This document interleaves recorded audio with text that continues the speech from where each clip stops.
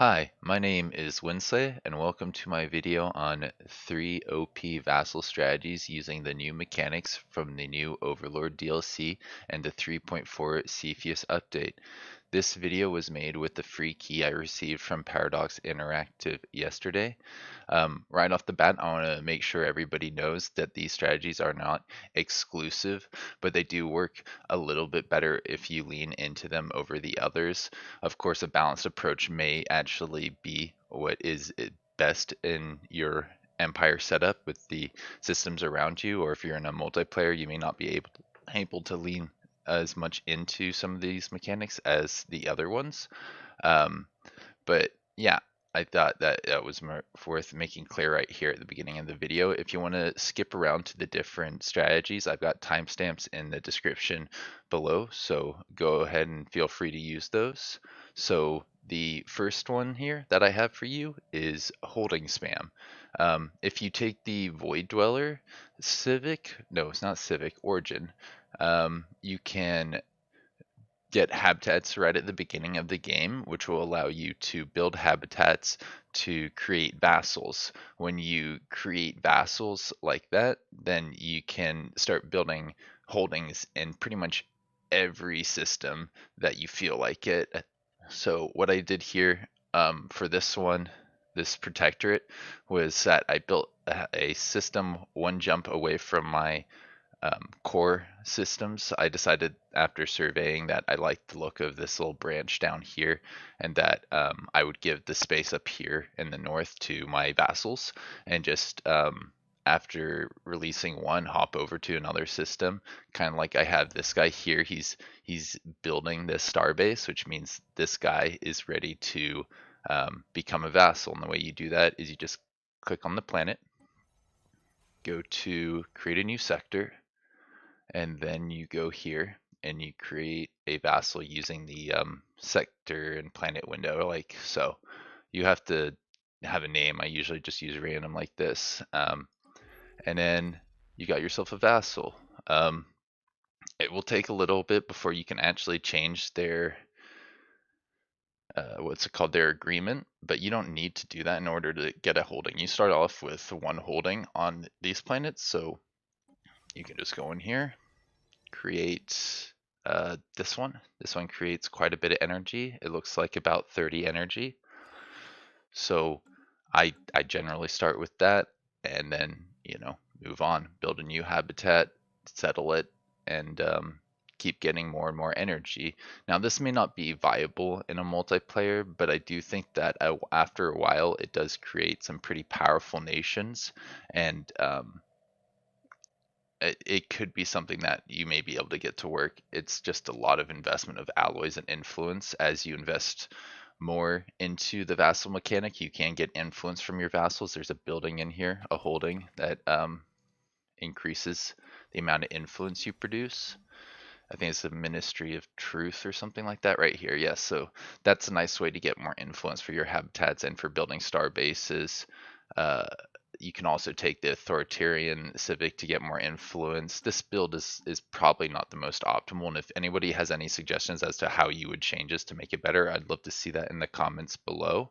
Um, but yeah, I think that you could eventually try to integrate these guys to get some pops for resettlement. Eventually, they may build their own habitats. I actually was unable to get that to happen in the 100 years that I was testing in. I played in this one map for 100 years, and I was unable to get my vassals to build habitats, and maybe because I was making them too weak. I have a feeling that maybe if you take over a prone to civilization, turn that into a vassal, or use impose ideology, that those guys will build fleets, and then it might be worth integrating them just to get their fleets. Um, it's worth considering, but I really think that the main takeaway from this first one is that you can get a lot of holdings relatively quickly. It took me maybe about 10 years to go from my second vassal to my third vassal. I think that's what I saw when I was looking at the saves here. Yeah, the first one I made, um, I think I actually made the vassal at 2 to 18, and then the second vassal was getting created like this at 2226 and a third one 2237. So basically it went to about every 10 years after I'd got the initial ball rolling on creating influence and alloys, because that's a pretty early bottleneck. You can also use shared destiny with this strategy to make it so that your guys stay loyal, because if you're going to want to actually change their agreements, you're gonna need them to be loyal. I believe that is easier if you use this thing right here, so that subjects don't suffer monthly loyalty penalties from having multiple subjects. One of the important caveats, if you are going to try integrating for the pops and the fleets and maybe habitats eventually, then you won't be able to do that with the new what are they called, uh, vassal types. If you go in here and you go to negotiate agreement, you can propose to make them into like a scholarium, but then integration is no longer permitted. I did notice though, if you create a scholarium, that you can shift it out of that into a regular vassal to get integration back on. So it's just like a little extra step to get them to be integratable if that's what you want to do. You may just want to just keep taking advantage of the holding benefit, or maybe you want to, instead of turning integration on, you want to just increase the holding limit. This would be something they would accept here. I think I can even get them to accept even more negative opinion stuff here if I really wanted to. But eventually they're going to be like, nope, don't do that. Anyways, we'll move on here. I think we can now switch over to one of the other strategies. We'll talk about how you can use this core system here, the core sector that is usually 4 jumps away from your capital, to take advantage of empire size. So let me just skip ahead to the end of my little testing period to show off why I like using vassals outside of that core sector. So one of the things that really hurts most nations after you get past a certain point is the malices that come with your empire size. This may not be that extreme. I know by year 100, some people have like 100% technology cost because their empire size is really large from going out and conquering a lot of people. I think keeping it around 200 to 300 is a nice balancing point, because that means that you still have a good chunk of pops. You're still getting a lot of production in your core sectors, but you can also get production from outside if you go in and like change your relationship with these guys. Then you can get them to give you things. Like this will give you things. Yeah, they're not going to go for that for whatever reason. They're like, nope, this isn't what we want. That's too much. We don't want to keep paying this tax. It's a big tax. And I think part of this has to do with the fact that I have so many vassals. Maybe they're a little too far away from my capital. That does, I think, affect the calculus. It's interesting that I noticed that this negotiate thing, when it says you know, positive monthly inflows, that sometimes they're willing to go for it, and sometimes if it's negative, they're willing to go for it, and you know, vice versa. Sometimes they're not willing to go for it when this is positive, and that's because it says there are other factors besides agreement terms that will affect the final result. And I haven't quite figured out how that calculus all works together. But yeah, I think if you really want to lean into this strategy of getting tech, you're going to need a scholarium to really help you out. I noticed as soon as I built that, my tech went to like double what it was. So maybe instead of making holdings, you just turn each of these into a scholarium as soon as you can and get a bunch of tech. I did actually test something like that where I was able to get multiple of them into it. I think that may have been one of these other saves, like scholars or all scholars. I forget exactly. It may be that. We could check that really quickly before moving on to the last one. Yeah, having lots of little vassals, I think, will help keep these guys in line. If you have them all of these planets go into one scholarium, then they might be disloyal and try to attack you. I think, yeah, your fleet power, this stuff, that all affects loyalty too. So just kind of splitting them up into a lot of little ones helps. And yeah, as you notice, some of these guys switch into protectorates, and I think once they're a protectorate, you can't switch them into the new types. So you have to kind of like get on top of this relatively quickly if you're going to try and turn them into Scalariums. You got to go into here, try and negotiate for that, give them some things they want, maybe even pay them some money, some subsidies, and they might go for it. I believe I was able to get them to take this. And after they do take it, you can change the terms later, I believe. There we go. They would be willing to take this if enough time had passed. I think the cooldown on changing them is 5 years, so that is important consideration to keep in the back of your mind.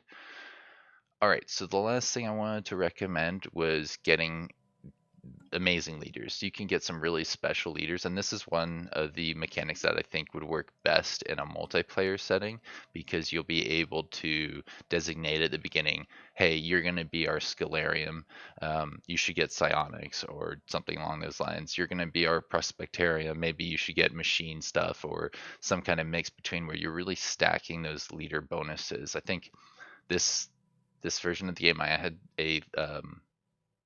a scholar with their special leader bonus, their special scientist bonus, and a psychic pop to show that like that's how that stuff works. I was unable to actually create a psychic vassal because it takes a bit of time to get psionic, and then you have to like use those pops to get some psychic leaders in the vassal thing, which you can then try and recruit. I think, yeah, this guy isn't a Prospectarium. This guy is, so he's got this, but he hasn't leveled up his Prospectarium to the point where I can actually recruit a leader off them. I think I need to get it to level 2, and yeah, I don't have the ability to get the improved governor, which is a nice governor. It's just like this scientist that I have right here. This gives, you know, extra survey speed, and you know, the governors would come up with their own little leader bonus. Yeah, so psychic, this is a bonus that you could get on your admirals. Think, you know, you get scientists from one of them, governors from the other one, and then admirals, I believe, would come from your bulwark here.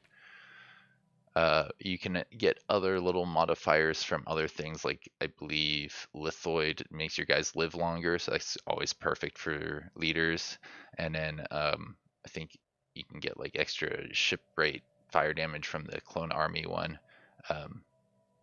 And there may be one or two others that I'm forgetting off the top of mind. We'll hop back into the menu in a second. I just want to show off that, yeah, this is where you get your admirals. So yeah, let me hop into the menu, and I think you may get a slightly better idea of what I'm talking about if you haven't seen too much with the modifiers that you can get on your leaders. So, you know, you go into new game, and I did test Subterranean. I don't think that actually gives your leaders a new thing. It's too bad. I kind of wish it did, but I get it. Maybe that one has other things that make it slightly better. Yeah, I believe Aquatic, if I click on it, where's the aquatic stuff? I believe that would give you like an admiral that gives extra fire rate. I know the clone army does, and the clone army's in here. Yeah, this will give you an extra perk which gives 25% fire rate and 10% ship reduction. That sounds kind of nice, because I think this empire benefits from having less pops inside of it. So this would stack nicely with the strategies that we've covered today. There's Lithoid, there's Aquatic, and I'm sure there's a few others I'm forgetting off the top of my head. Oh, right, you can start with Psionic now. So if you wanted to, you could take this thingy and you'll have like latent psionic, which you can then use to get full psionic, but I believe even latent psionic gives you an admiral bonus. Anyways, that's everything I wanted to cover today. If you want to see more videos like this, make sure you leave a comment and share with some friends. I would love to see this video do well.